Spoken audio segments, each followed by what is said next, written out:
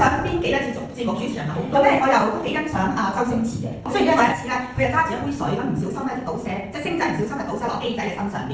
咁佢咧就見倒瀉咗一半啫，仲有半杯喎，就潑埋落人哋嗰度。咁即係佢係火分咁玩啫。跟住我哋又唔會話嬲咗啊咁樣，我哋唔會嬲同學嘅。你會唔會嬲㗎？唔會啊！你會。譚玉京姐姐 ，TVB 電視城離大嶼山好遠嘞喎。喺路途上面，你會瞌眼瞓，還是做啲咩㗎？呢個路途裏邊咧，我係習慣做咩咧？我就習慣佢咧就係聽收音機。以前咧我又亦都慣咗係睇書嘅。咁啊由個船咧無限我睇唔到，到而家無限我冇問題嘅已經。我咧係歡唔歡迎人哋探我？咁咧係咪成日喺廚房煮嘢食？咁我答你咯喎，係我自己生日嘅時候咧，我就會請晒我自己做兒童節目嗰啲台前幕後嘅人咧嚟我屋企，因為咧我好中意煮嘢食嘅。下個月27號就係你嘅生日。今年有冇特別嘅生日節目啊？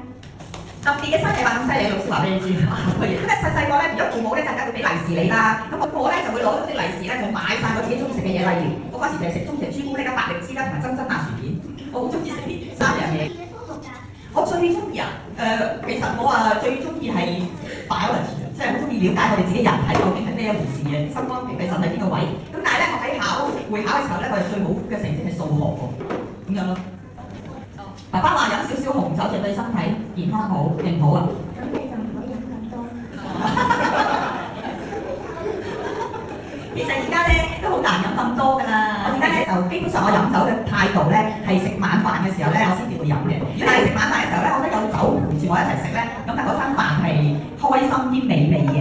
姐姐，好感謝你今日嚟接受我哋訪問，讓我哋學到好多新知識和人生道理。我哋以掌聲感謝你。多謝各位老師、各位家長。好感謝你譚玉京姐姐，唔好客氣啊！多謝你，我哋就少少禮物送俾你，係你嘅 birthday gift。多謝老師。